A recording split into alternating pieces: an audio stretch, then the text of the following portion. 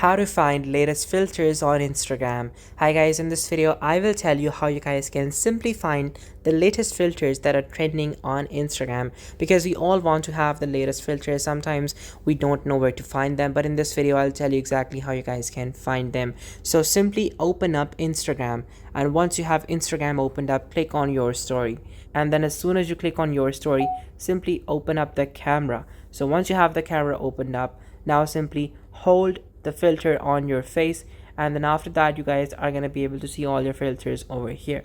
So as soon as you guys see the filters, simply scroll down to the far left, and then after that click on browse effects. So once you click on browse effects, now you guys will be able to see all the filters that are trending right now on Instagram. So all of these filters are going to be trending on Instagram right now, and you guys can simply click on any one of these filters, and then these filters are going to be applied on your particular video. So I'm going to choose this filter, and then as soon as I click on it, I'm going to click on try it, and now I will be able to try this particular filter once I place my face, which I'm not going to do right now. So this is how you guys can find the latest filters on Instagram, and this only takes like 1 minute. So guys, this was the video. Thank you so much for watching. Take care till next time. Goodbye.